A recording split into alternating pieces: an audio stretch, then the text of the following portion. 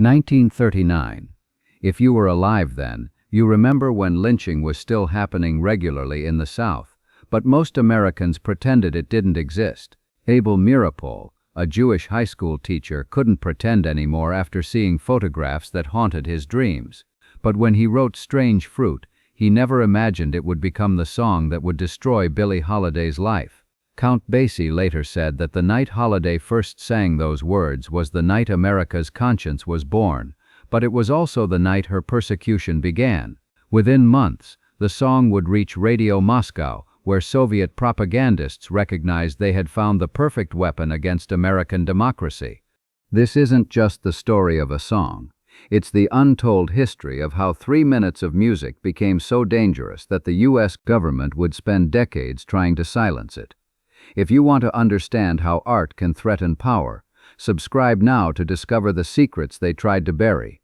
Holiday listened to the song once, reading along with Meeropol's lyrics, then asked to hear it again. As the melody played a second time, tears began streaming down her face, but her expression wasn't one of sadness, it was recognition. She had lived the reality that Strange Fruit described, had grown up in a world where black bodies were disposable and white violence was entertainment. The song wasn't telling her anything new about America's racial brutality, but it was saying it in a way that white audiences might finally hear and understand. Her decision to perform Strange Fruit came not from political calculation, but from artistic necessity. Holiday later explained that she recognized the song as the most important 3 minutes of music she would ever sing, the piece that would define her legacy and justify her entire career. She understood that performing it would make her enemies in the federal government and among conservative audiences, but she also knew that staying silent would make her complicit in the very system the song protested. The arrangements for Holiday's first performance of Strange Fruit at Café Society were deliberately theatrical. She would end her regular set with upbeat songs, leave the stage briefly, then return for what she called her command performance. The lights would dim except for a single spotlight on her face. Waiters would stop serving drinks and the room would fall into complete silence as she delivered the song's devastating message. This wasn't just musical entertainment. It was a ritual that forced audiences to witness and absorb truths they had spent lifetimes avoiding. Café Society was America's first truly integrated nightclub, a basement venue in Greenwich Village where black and white patrons sat together at the same tables while sharing music that celebrated their common humanity. Owner Barney Josephson had created the club specifically to challenge segregation, booking both established stars and rising talents who reflected his vision of an integrated American culture. When Josephson first heard about Strange Fruit, he immediately understood that it represented everything his club stood for, art that forced America to confront its own contradictions. The decision to feature Strange Fruit at Café Society was controversial even among the club's progressive staff and regular customers. Some argued that the song was too confrontational, too likely to create uncomfortable scenes that would drive away the white liberal audiences who kept the club financially viable. Others worried that performing such explicit anti-lynching material would bring police harassment and federal investigation. But Josephson knew that true integration required more than just mixing audiences. It demanded art that told the truth about why integration was necessary. The search for a performer brave enough to sing Strange Fruit led inevitably to Billie Holiday, who was already establishing herself as Café Society's most powerful vocalist. Holiday's ability to convey deep emotional truth through song made her the obvious choice, but Josephson still hesitated to approach her. He knew that asking Holiday to perform Strange Fruit meant asking her to risk her career, her safety, and potentially her life. Black performers who challenged white supremacy too directly had historically faced violence, economic boycotts, and systematic exclusion from the entertainment industry. When Josephson finally played Strange Fruit for Holiday, her immediate response would change both their lives and American music history forever. Setting the poem to music wasn't originally Meeropol's idea. He had written occasional songs for school performances and left-wing political events, but Strange Fruit seemed too heavy, too serious for musical treatment. The breakthrough came when his friend Robert Gordon, who performed at political gatherings, suggested that the poem's rhythm and imagery would translate powerfully to song. Working together at Meeropol's piano, they created a melody that was deliberately simple and haunting, allowing the words to carry the emotional weight without musical embellishment competing for attention. The first performances of Strange Fruit took place at small political gatherings in New York City, where audiences of communist activists and civil rights supporters listened in stunned silence. Even people who had dedicated their lives to fighting racial injustice found themselves unprepared for the song's emotional impact. The combination of Meeropol's unflinching lyrics and the mournful melody created something that bypassed intellectual analysis and struck directly at the conscience. Word about the song spread through New York's leftist cultural networks, eventually reaching the integrated nightclub scene in Greenwich Village. Club owners who prided themselves on featuring cutting-edge political art were simultaneously attracted to and terrified by Strange Fruit. They understood that performing it would make a powerful statement about their commitment to racial justice, but they also knew it would bring unwanted attention from law enforcement and potentially alienate white customers who preferred their entertainment without uncomfortable truths about American violence.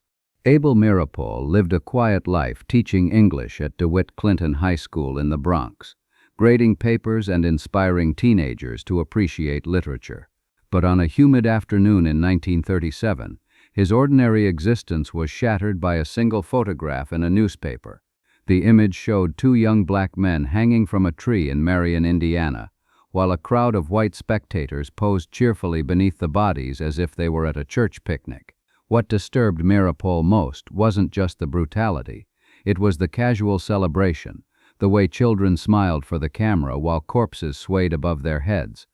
For weeks after seeing that photograph, Meeropol couldn't sleep.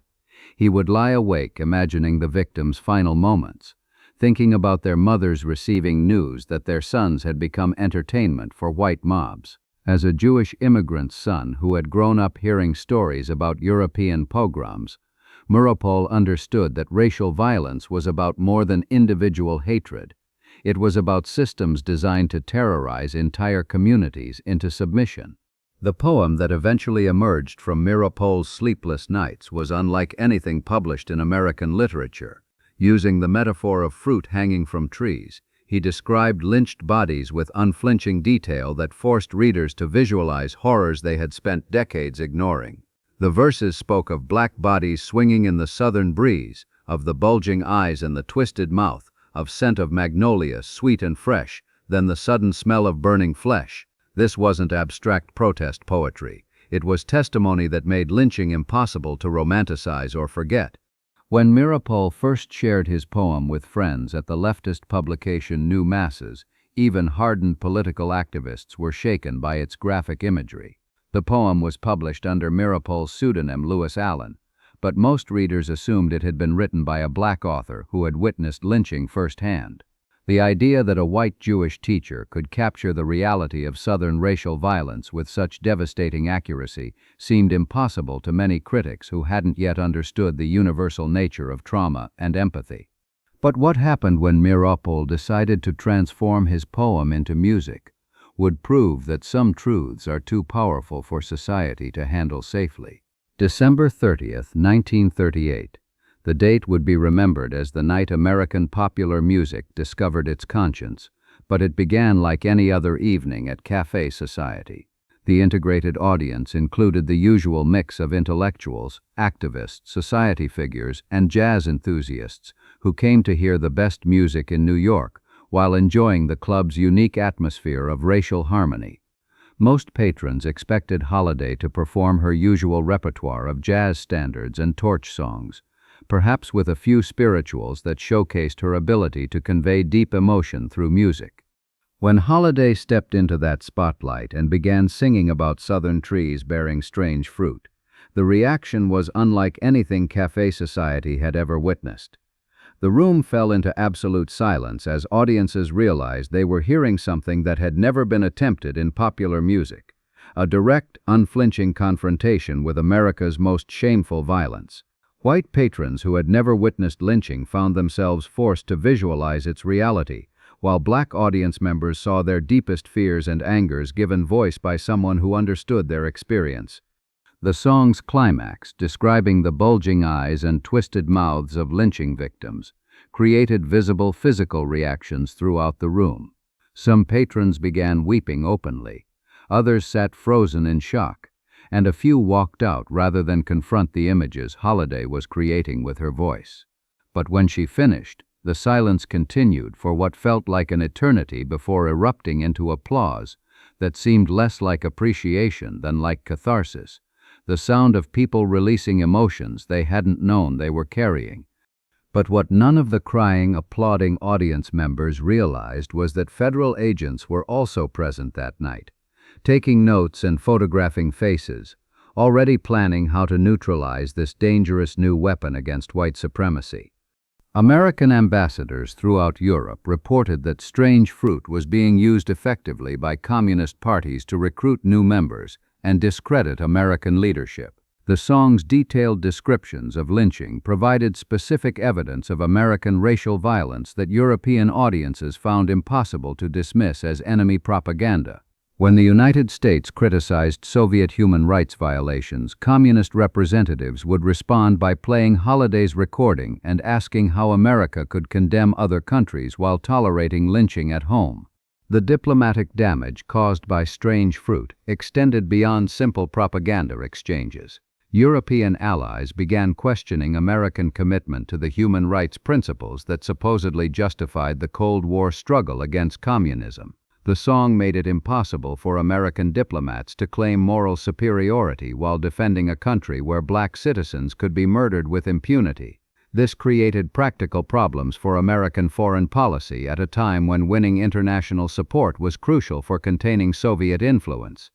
By 1945, State Department officials were actively working to counter the international impact of strange fruit, funding cultural exchange programs that showcased positive aspects of American race relations while pressuring media outlets to avoid featuring the song. But their efforts were undermined by the continuing reality of lynching in America, which provided ongoing confirmation of Holiday's message. The song had created a permanent vulnerability in American propaganda that would persist as long as racial violence continued.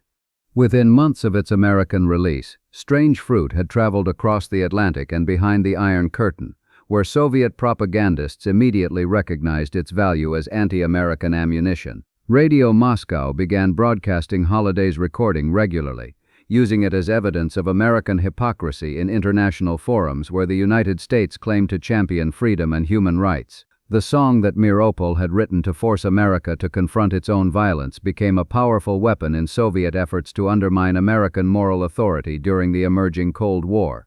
The irony wasn't lost on American intelligence officials who found themselves in the position of defending lynching in order to counter Soviet propaganda.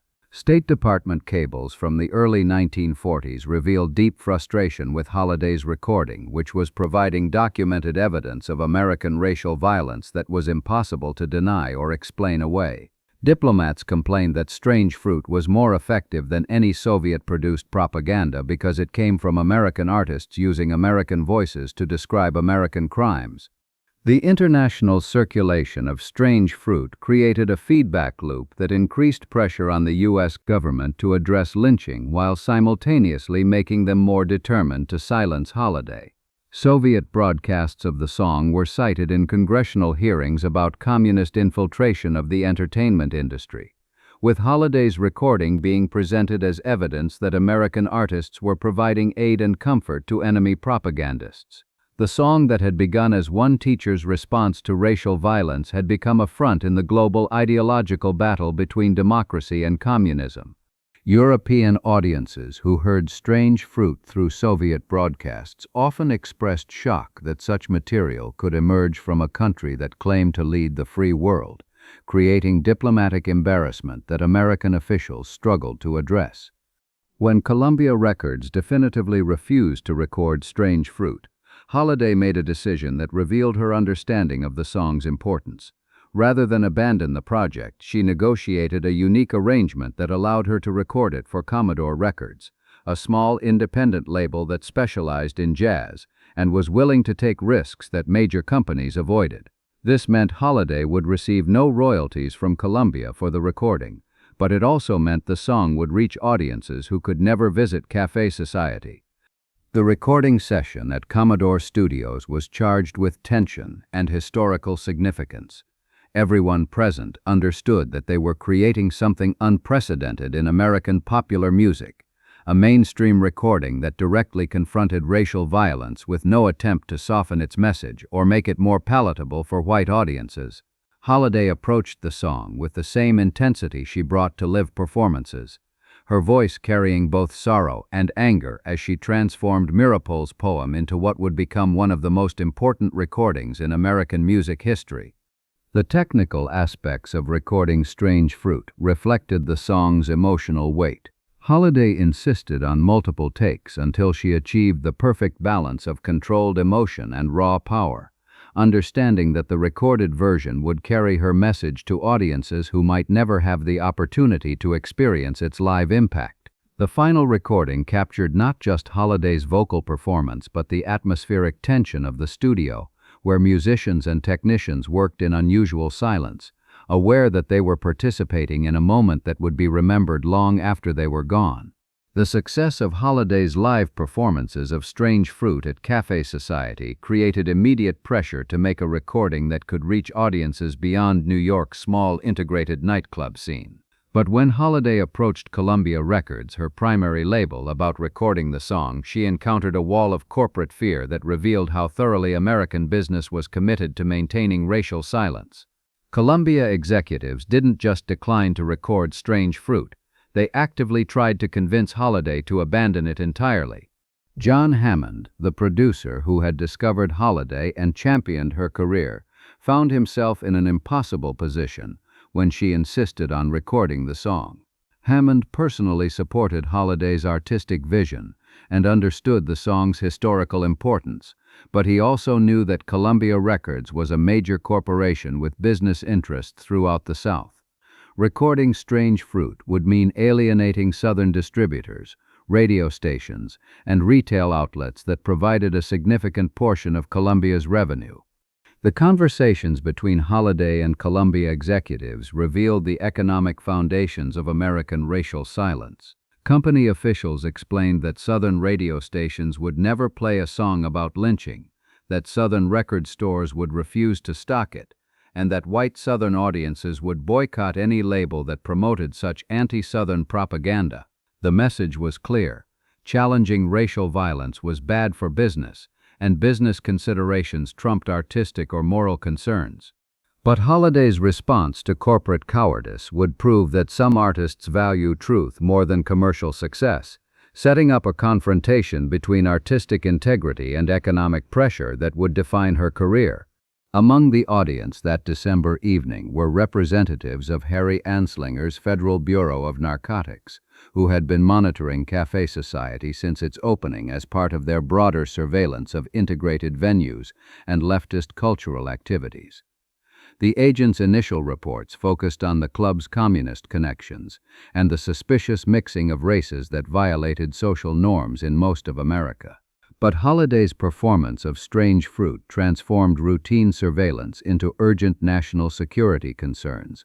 Agent James Fletcher's report, filed 3 days after Holiday's debut performance, described Strange Fruit as inflammatory propaganda designed to incite racial hatred and undermine respect for law enforcement. The memo noted that the song had produced visible emotional distress among white patrons and apparent satisfaction among black audience members, suggesting to federal authorities that it was successfully achieving its goal of racial agitation. Most ominously, Fletcher recommended continued monitoring of the performer and immediate investigation of the song's origins and distribution. Within a week, federal agents had identified Abel Meeropol as the song's author and begun building files on both him and Holiday. Meeropol's history of leftist political activity and his connections to communist publications made him an obvious target for investigation, while Holiday's growing influence as a performer made her someone who needed to be carefully watched. The federal response to Strange Fruit wasn't based on its artistic merits or even its political message. It was driven by fear that the song represented a new kind of cultural weapon that could change how Americans understood their own history. Harry Anslinger's response to Strange Fruit went far beyond routine law enforcement concerns about drug use or public disorder. The head of the Federal Bureau of Narcotics recognized that Holiday's song represented a direct threat to the racial order that his agency was designed to protect, making her a priority target for neutralization through any means necessary. Anslinger's personal files on Holiday, discovered decades after his death, reveal the extent to which federal law enforcement was willing to go to silence artistic dissent. The campaign against Holiday began with systematic harassment designed to make performing Strange Fruit as difficult and dangerous as possible. Federal agents would appear at venues where Holiday was scheduled to perform, questioning managers about security arrangements and suggesting that featuring such inflammatory material might bring unwanted attention to their businesses. Club owners who refused to cancel Holiday's performances often found themselves facing sudden inspections by fire marshals, health departments, and tax authorities. Radio stations that played Holiday's recording received similar pressure through unofficial visits from federal agents who expressed concern about the song's potential impact on social stability. While agents couldn't legally prevent stations from playing Strange Fruit, they could make it clear that continued broadcasts would result in increased scrutiny of the station's other activities and compliance with federal regulations. The message was effective. Most stations removed the song from rotation rather than risk bureaucratic harassment that could threaten their broadcast licenses. But the most insidious aspect of Anslinger's campaign was the deliberate effort to associate Holiday's anti-lynching message with criminal activity, making it impossible for audiences to hear her political voice without also seeing her as a dangerous deviant. The files documenting the government's campaign against Holiday, released through Freedom of Information Act requests decades after her death, revealed the full extent of federal paranoia about the power of artistic expression. Hundreds of pages of surveillance reports, strategic memos, and persecution plans demonstrated that American law enforcement had devoted enormous resources to silencing one song about racial violence. The disproportion between the government's response and the supposed threat revealed more about official guilt than about genuine security concerns. Educational institutions that once avoided teaching about Strange Fruit because of its controversial subject matter now present it as essential American history, recognizing that understanding the song and its persecution provides crucial insights into both racial violence and artistic freedom.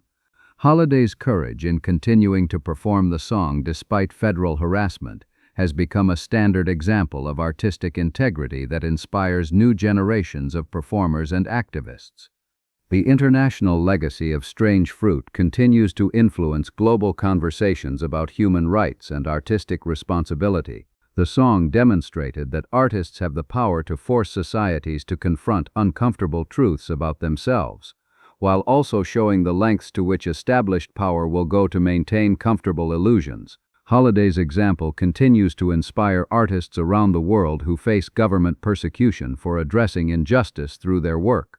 In the end, the federal government's campaign against Strange Fruit achieved the opposite of its intended effect. Instead of silencing Holiday's message about American racial violence, the persecution made her story more powerful and ensured that her song would be remembered as both artistic masterpiece and freedom of expression landmark. The agents who handcuffed her to her deathbed thought they were winning, but they were actually cementing her immortality as a symbol of artistic courage that no amount of government power could ultimately destroy. The 3 minutes and 12 seconds of music that began as Abel Meeropol's response to a lynching photograph had become far more dangerous to white supremacy than Harry Anslinger ever imagined. By trying to destroy it, the federal government ensured that Strange Fruit would outlive both its creators and its persecutors, continuing to bear witness to American racial violence while inspiring new generations to speak truth regardless of the consequences. Despite decades of federal persecution designed to silence Strange Fruit and destroy Holiday's career, the song's cultural impact continued to grow with each passing year. By the 1960s, civil rights activists were using Holiday's recording as a rallying cry for their movement, understanding that her artistic courage had paved the way for more direct political action. The song that federal agents had tried so desperately to suppress became an anthem for the very changes they had hoped to prevent. The posthumous recognition of Strange Fruit as one of the most important songs in American history represented a complete reversal of the government's campaign against it. Time magazine's designation of the song as the Song of the Century in 1999 confirmed what Holiday and Meeropol had understood 60 years earlier, that artistic truth has more lasting power than political persecution. The federal agents who had spent decades trying to silence Holiday were forgotten, while her voice continued to speak to new generations about racial justice and moral courage. Modern artists across all genres continue to cite Strange Fruit as an influence on their own political expression, understanding that Holiday's willingness to risk everything for artistic truth created space for contemporary protest music. From Nina Simone to Kendrick Lamar, musicians have recognized that Holiday's battle against government censorship established precedents that protect their own right to address controversial subjects through their art.